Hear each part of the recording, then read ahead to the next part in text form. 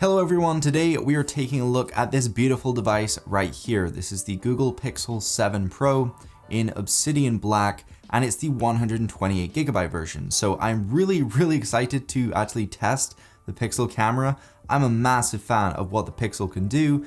It's amazing at low light performance, and the astrophotography is one of my favorite features of the Pixel, and I really wish they would bring it to more smartphones.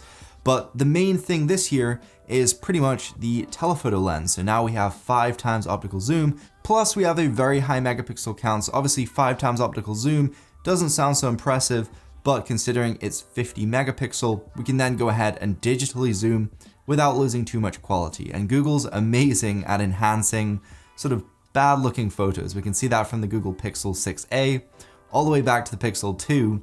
Pretty average sensor, pretty average camera, but amazing photos. So without further ado, I'm really hyped. Let's just go ahead and unbox this phone.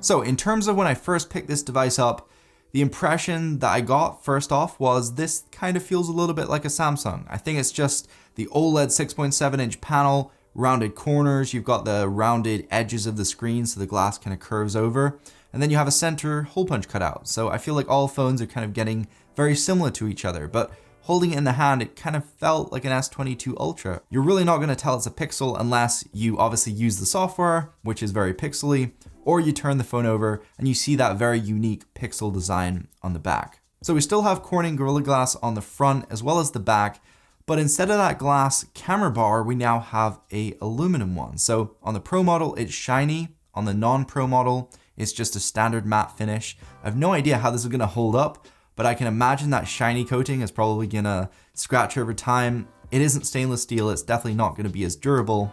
I kind of wish they did use stainless steel. It would have been a little bit nicer, but they didn't, so let's just put it under the carpet and move on. So in terms of these cameras, you have a 50 megapixel standard lens, which is pretty much the one you're going to be using most of the time.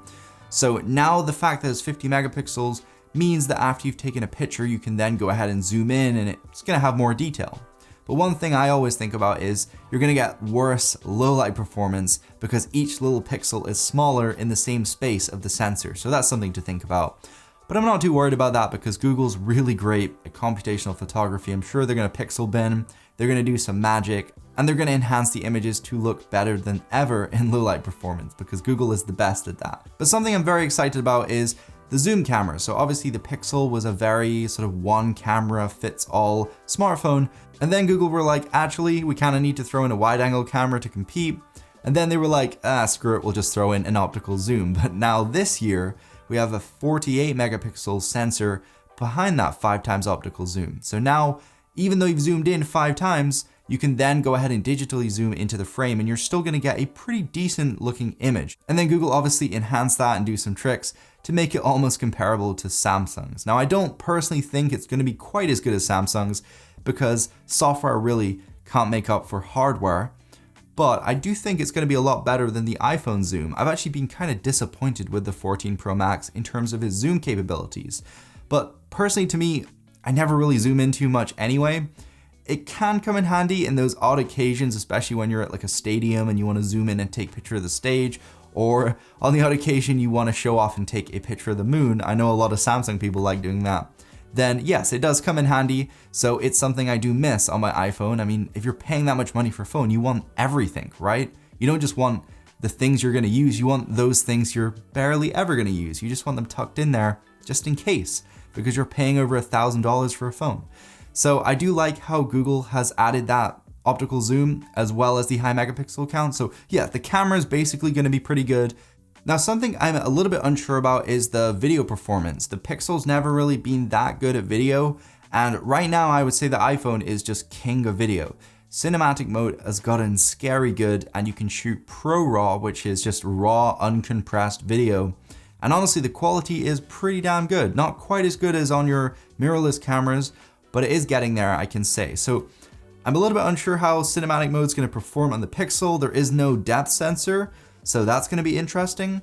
But honestly, it doesn't really matter if Google's AI is good enough, if the computational videography or whatever is up to par, then I'm just concerned about the end result. So I'll have to go and shoot out and about a lot and compare videos side by side to really see if it does compete with the iPhone. But yeah, video is something I'm actually really intrigued to see. But the main reason you're gonna be picking up a Pixel, like I always say, is for that Pixel experience. So if you're a fan of the Pixel 6a, but maybe you're kind of put off from that 60 Hertz, then you might want to pick up the 7. The Pixel 7 has 90 Hertz, or if you're the 120 gang, you want to pick up the 7 Pro. You want all the best of the best features with that Pixel experience. And I can say it's definitely really great. It feels good. 120 Hertz is always very smooth and fluid, but that paired in with Google software is just unmatched on Android. I can say it's probably the smoothest experience. Now, obviously Pixels do have bugs here and there. They're not perfect, and I can say there's probably going to be some bugs that need ironing out, but I can kind of trust Google to do that, honestly.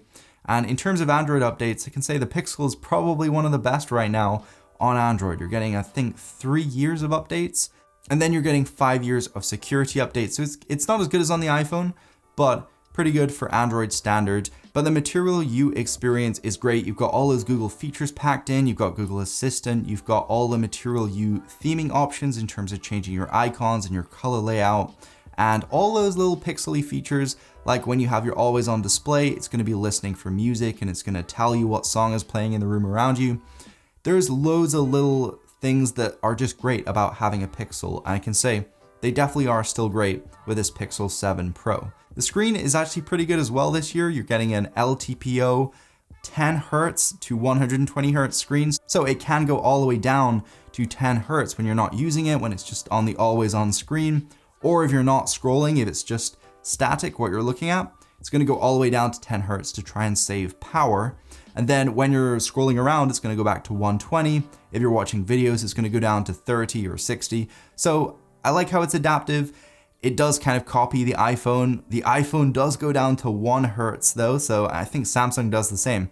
So not quite as good in terms of the variability with that refresh rate, but the screen is damn good, I can say that. It's 1500 nits, gets plenty bright compared to the last Pixel. I would say, honestly, looking at this at face value, it's probably just as good as a Samsung screen. So yeah, I would say that's pretty good on a Pixel. Samsung looking screen, feels a little bit like a Samsung, but you're getting the stock experience and amazing cameras. So I really don't think there's much more you could want in a phone. So I'll have to do a full test in terms of that camera and any bugs that might pop up. But so far, so good. I'm having a pretty good experience with the Pixel 7 Pro. So yeah, thank you so much for watching. I will see you guys later. And go check out my new channel. I'll be posting some camera comparison tests over there. So it's definitely worth a subscribe. I will see you guys later. Peace.